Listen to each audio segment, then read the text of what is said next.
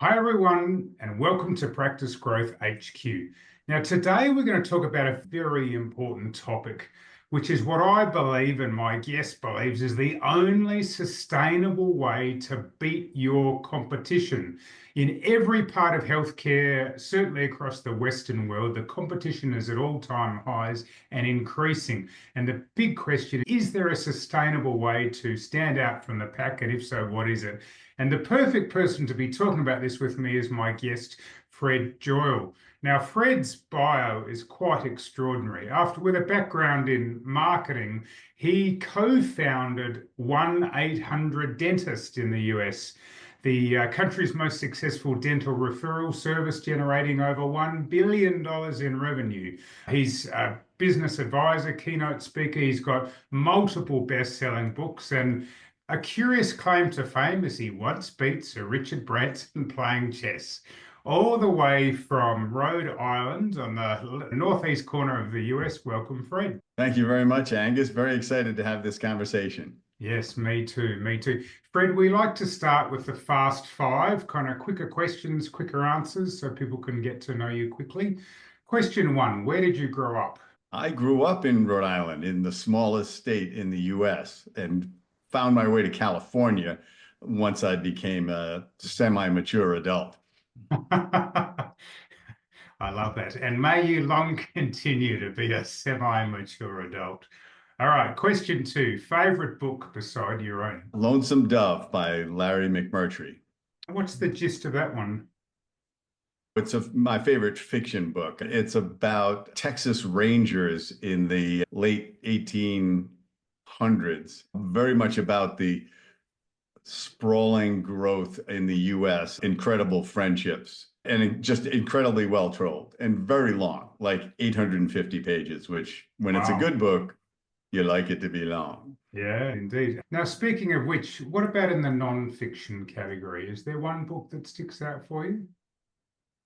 Man's Search for Meaning. Yeah, an incredible book, Viktor Frankl. All right, question Yeah. three. What's one of your superpowers? I can meet anyone I want and have a normal conversation with them. Okay, so in other words, it doesn't matter what walk of life they're from. Is that what you're saying? Yes, most people get intimidated by the people they really would like to meet the most. And I'll just walk up and chat with them. And Okay. because I behave like a normal person instead of a drooling fan, they're relieved and we have great conversations. Okay, how interesting. Question four, something you wish your 20-year-old self knew. To be much bolder and stop worrying about the opinions of anyone except 4 or 5 people that really mattered to me. Wow, that's a great insight. And then finally, Fred, question five, something you're grateful for. I'm grateful for is my health, which I attribute a lot to my understanding of oral health. Mm, So it's obviously it gets important as you get older to yeah, stay healthy. indeed. All right, look, against that background, we've made a bold promise about the only sustainable way to beat your competition. Now, Fred, you've got quite a significant background, dare I say, in a competitive space. You had a background in advertising, and then you were a co-founder of what became a billion-dollar business, 1-800-Dentist. What have you learnt about beating the competition? You have to somehow effectively communicate what's unique about you. And I think you and I are going to drill down into what exactly that is, because it's so easy to replicate promotion that is, in many cases, not even accurate. So, what it really comes down to is what is the experience you're creating that people don't believe they could get somewhere else? Okay, that's a very interesting point. Now, look, before we get into the details, let me just set the record straight here. In every healthcare profession, and I have looked at the data in Australia, I've looked at the data in the US, the concentration of healthcare professionals per head of population is growing much faster, 5 times the growth of the number of practicing doctors, dentists, physiotherapists, etc., compared to the growth in the population. And so therefore that beating your competition really is very important, and it's becoming increasingly important. If you continue to do what you've always done, unfortunately, you're going to find yourself going backwards. So that's the first thing. But the second thing is I see lots of things that people try to do, Fred, that fail abysmally in terms of beating the competition. For example, you could lower your prices. But the problem with that is you end up in what's known as the race to the bottom. You end up with a not very profitable business. In fact, in many cases, a business that doesn't make any money at all. So that doesn't sound like a good idea.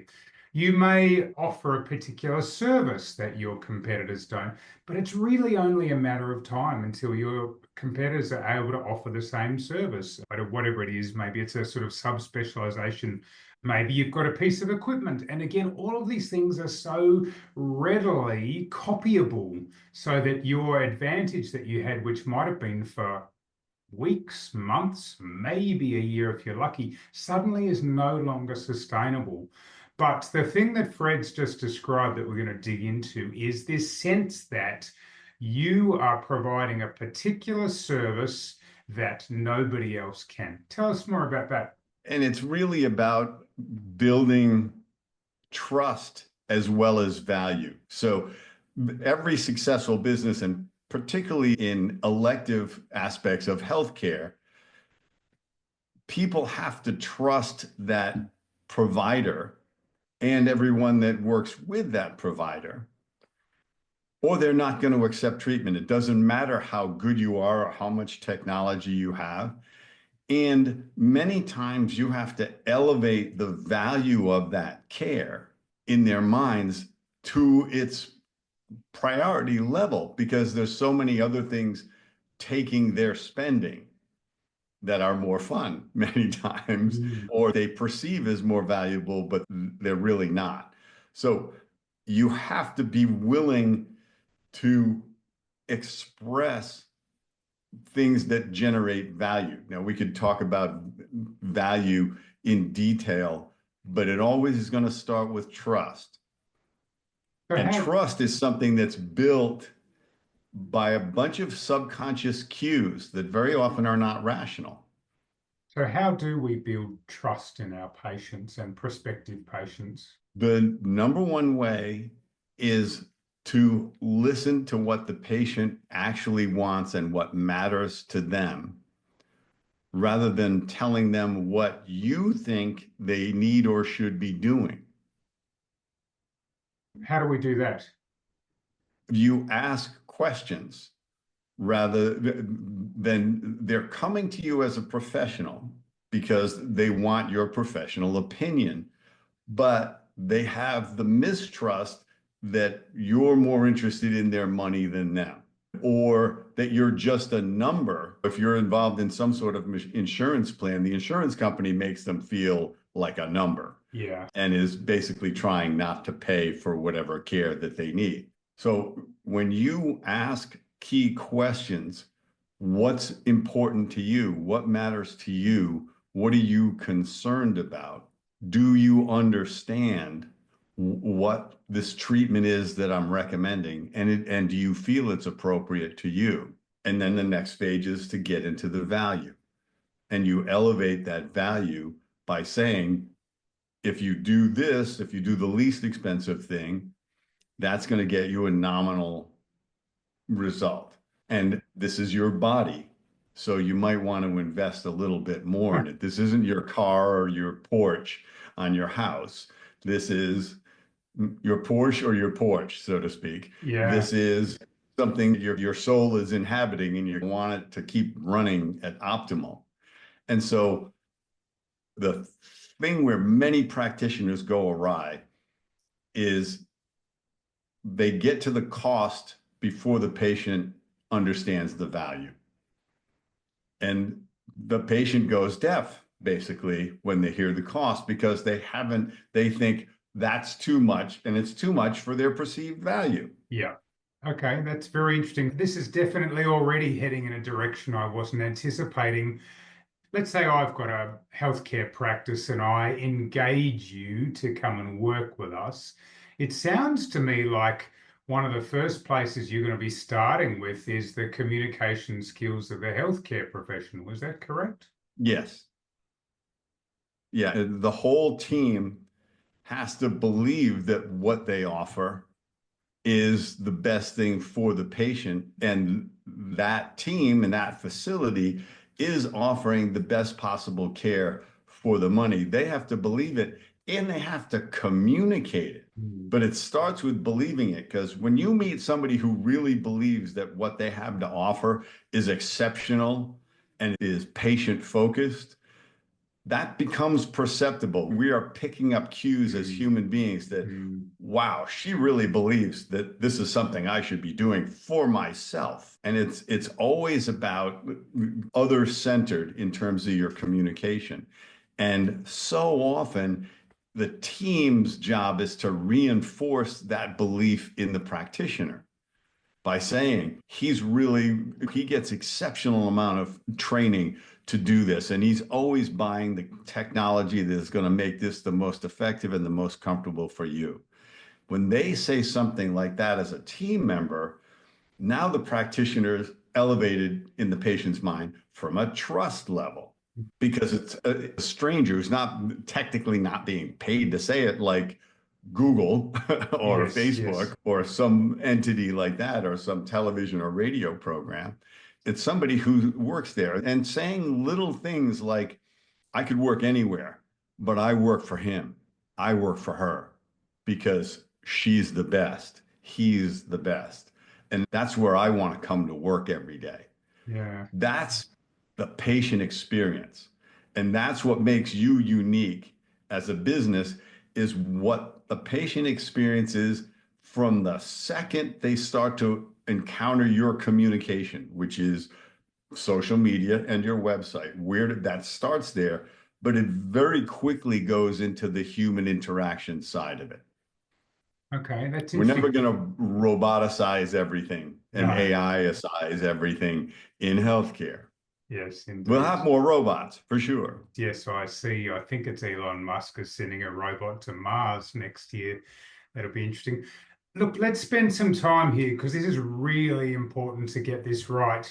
What you've described is an outcome every listener wants. Yes, okay, great. Jenny on reception says Dr. Angus is the best, whatever he is, doctor at this, and we've got the best product for you, patient, etc., etc. Okay, many of the listeners are going, that's great, Fred, but that's not what's happening. I'm not sure that we do have the best product. And if you said to my staff, is Dr. Angus the best doctor? They'd be like, don't know, or probably not. Like, where do we get to that point if that's not the reality of the practice? Then you have to up your game as the practitioner. You have to get people who do believe that and want to work in your environment that way and express that. And if they're just going to be a clock puncher and they're just doing it for the paycheck, then they probably don't belong in your practice, because there's a crossover from hospitality into healthcare, because Mhm. most of the healthcare we're talking about, dermatology and dentistry and veterinary, these are all elective. Yeah. Most of the spending has a degree or is completely elective. So it's a choice to spend for the result. So team and culture, they also have to feel like it's the best place for them to work. That's what makes them feel like you may be a B minus clinician, but if you create a place that's just a fabulous place to work, they're going to talk about you like that person. Okay. And that's the reality, is most people can't assess your clinical skills. And in most situations, short of a brain surgeon or a heart surgeon, you don't need the best. You just want to feel safe and cared for and have proficiency. Right. Okay. Sometimes the people get scared away by the best because, wow, that's going to be expensive. So you always have to say, we have many affordable solutions, but it's our professional responsibility to tell you what optimal care would look like. And you don't have to do it. And that's the important part of the sentence. You don't have to do it because that takes away the I need the money Right. aspect of the thought. You don't have to do that. It's my responsibility because I care about you as a person to tell you what that optimal care would be. Yeah. Okay. And they Well, go, maybe I want that. And yeah. you won't know if they want that or not till they express that. Many practitioners try to judge what the person can afford, and that's what they present. Yes. But that's not what they came there for. Yeah. It's And when you interesting. talked at the beginning about discounted patients, if somebody that comes to you for a discount will leave you for a discount. Yeah. There's no loyalty. They are loyal to their bank account. Absolutely. I worked, Fred, at one point in the veterinary industry, and I used to be a rep. And back in those days, I was living in Adelaide, and I was in the company car, and I drove around the entire state. And I can remember talking to a practice that was in a lower socioeconomic area. It was, you could have called it struggle town. And I remember one of the staff saying to me that they were shocked at the things that patients would spend on their pets. Now, I'll admit sometimes people will spend more money on a pet than they will on themselves, but it just struck me. They said, I can remember, and this is probably 15 years ago now, and it was like, yeah, we've seen patients who had a pet that needed a treatment for, say, $5,000. Let's call it $15,000 in 2025. And it was like these people didn't look like they had two pennies to rub together. And yet, when we presented it to them and said, this is what the animal needs, they were shocked that they would be able to spend the money. In a similar area, when I worked in human pharmaceutical, one of these discretionary drugs, which was a non-steroidal anti-inflammatory, the highest sales of that drug was in the lowest socioeconomic area. Even though there was no Medicare involvement in this drug at all. It was completely having to pay for it for themselves. And the lesson that I took from that was just don't make assumptions about what people can and won't pay for, because like present to them the best, as you say, and then say to them, as Fred said, look, you don't have to do this, but this is what we recommend. And let the patient decide whether they can afford it or not. Yeah, that you don't know if they're going to say, wow, that's a crazy amount of money, or when can we start? You have no idea. They will surprise you over and over again. Or they will say, wow, that sounds like a lot, but I'm going to talk to my father and see if he'll lend me the money for that. Mm. It's the most successful practitioners I know in all of these healthcare fields is never, like you say, never prejudge what the patient can afford. Pet care has an emotional connection to it. If this person has an emotional connection to their health, and the emotional connection could be like, I don't want, my dad died of a heart attack at 60. Yeah. I will get whatever care it needs to keep this heart beating 100,000 times a day. I'm going to spend that money, even if the insurance company says, we don't do that scan, it's not covered. And my doctor says, I really wish you would do that. I'm going Mm. to do it. I'm going to Mm. find the money. I'm going to put it on a credit card. Yeah, that emotional side, that's really interesting. I gather the research shows that we make decisions based on emotion, we justify based on logic. And so even the very left brain logical healthcare professionals listening to this are going, oh, come on, Angus. I'm a scientist, highly analytical, and so on. I'm afraid the research is against you. And as you said, it's my father died of heart disease. If there's anything at all I can do to prevent me from dying, I'm going to spend that money. I've got my one and only child's wedding coming up, and my teeth are not great. And it's almost like money is no object, because this is the moment where I get to proverbially walk down the aisle, or maybe I've got to make a speech or whatever. And there are countless other examples we could speak about. Fred, I just want to go back to the scenario, because there's such value in what you're providing here, but I don't want us to miss it. You come in as the consultant, and we need the entire practice singing from the same hymn sheet, as they used to say, about the value that the practice delivers. As you say, they don't have to be the best, but they have to be the best perhaps for the patient and their needs. The practitioners listening to this going, this is great, but this is not happening. And you're saying, so is the first place to start to create a workplace where people want to work? If you're being a consultant to the listener's practice, what are the kind of 2 or 3 things you'd get them to implement? So the first thing that I would do is look at the environment or bring somebody in, a supplier, somebody, an equipment supplier, and say, tell me everything about this place that you find unappealing. And it could be the lighting, it could be the colors, it could be the furniture and reception. Just be brutally candid about what turns you off in this environment and fix it. The example I use that is profound because it's repeated over and over and over again is when somebody redoes their reception area and upgrades it, their own patients start spending more money. There is nothing logical about that. But human beings, as we say, are not logical in their decision making and in their spending. Everyone's money psychology is different based on hundreds of queues and transactions. And so you start there.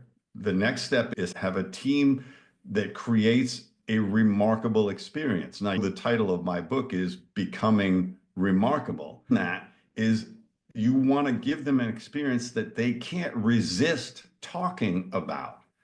Because when they talk about it now, they talk about it online. And it's likable and shareable and searchable and undeletable. And that's a huge difference from word of mouth 25 years ago. So it becomes imperative to be remarkable if you want to stand out. Okay, all right. I love your first bit of advice. This is for the contractor. They're going to go home at the end of the day and they're going to say, honey, I always knew there'd be a day like this. And today was that day. I walked into a healthcare practice and they said, tell me everything that's wrong with it and fix it. Now, obviously, you need to have a bit of a conversation about what's involved, but I will say, having been involved in quite a number of renovations, like it's extraordinary what you can do with lighting and paint without needing to spend megabucks. $10,000 would do miracles because many times it's paint and lighting and furniture textures and things like that. It's not a lot of stuff unless you've let the whole place run down. But the problem is they walk in there every day. You don't see it. They don't see that the vent overhead is full of dust and dirt, and because they don't look up. But many, like if you're in a dental practice, half the time you're looking at the ceiling. Yes, indeed, indeed. And you go, wow, that's filthy, and it's right above my mouth. It makes an impression that's not ideal.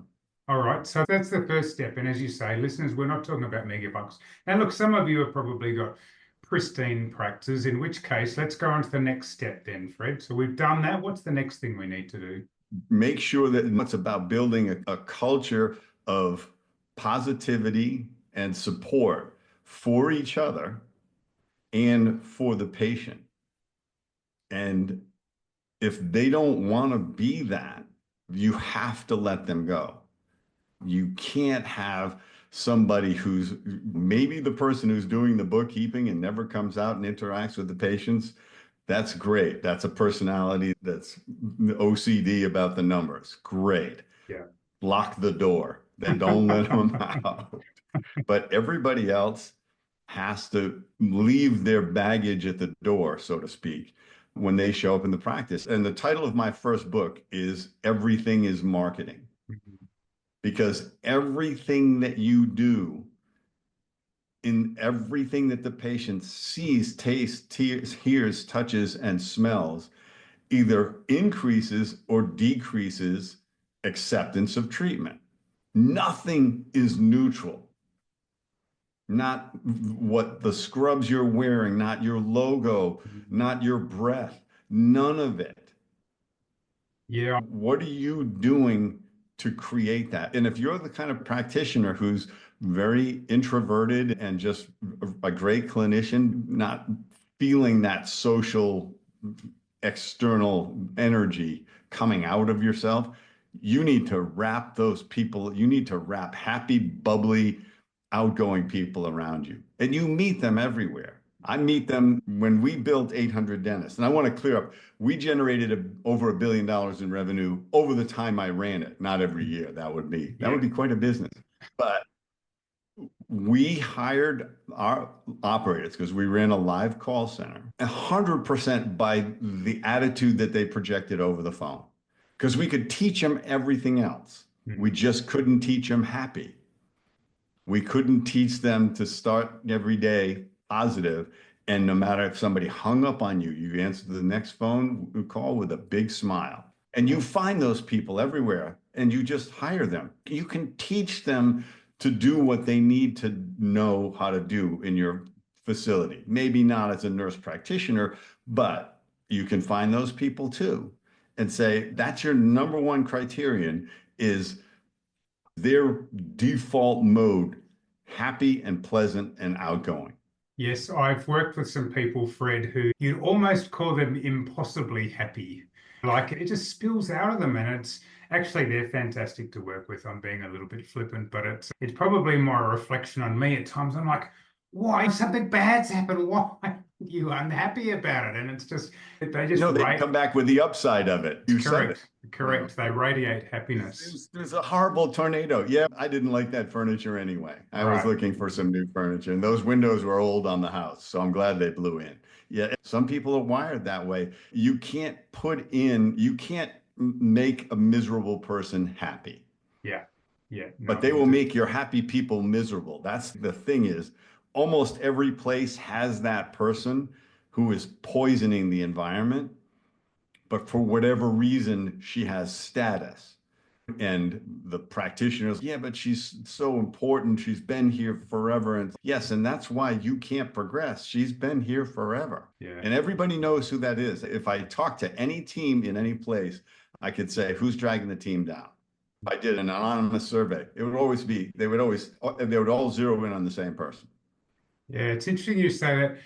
Fred, I've employed a number of people over the years, certainly dozens, maybe hundreds. I have to say, listener, if you are agonizing about this person, if you get that feedback, who's dragging the team down, and you're like, oh, what will we do without them? I can tell you, I'm not here to boast. I've sacked lots of people in my career, and this is the honest truth. I never regret a single sacking, and I'm not a hard nut. I actually want to create the kind of environment where people can really thrive, etc. I love, in fact, one of our businesses, we're literally looking at being accredited as a great place to work, and there's a whole bunch of steps you've got to go through to do that. But occasionally you're going to come across people who they don't fit. They'd be a much better fit in another workplace. And I've just literally never regretted after the event sacking anyone. But what I have regretted on multiple occasions is taking as long as I did to move people on who were just clearly not part of the future vision of the practice. The other thing I wanted to comment on that Fred said is if you are the mega extrovert and you want to wrap yourself in these happy, joyful people, which is great, for you and your aspiration to deliver a great place to work, which is one of Fred's points, there is a little bit as business owners, we've got to look in the mirror a bit and be very careful. And believe me, I'm preaching to myself here, very careful about the vibe that you give out. Because how you treat your team is how they're going to treat the customers. And if, unfortunately, sometimes healthcare can be a bit hierarchical. I'm the king of the castle and I'm the top dog here and you do what I say. If that's your approach, then unfortunately, becoming remarkable, as Fred's book is called, becomes much more difficult.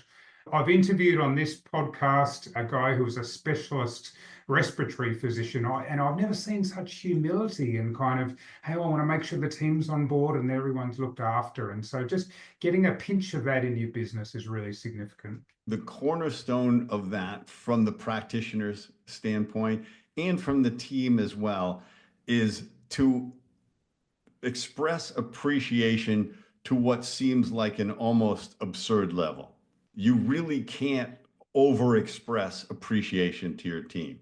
One of my favorite stories is I met this woman who was the office manager in a practice. And she said, I worked for this doctor for 17 years.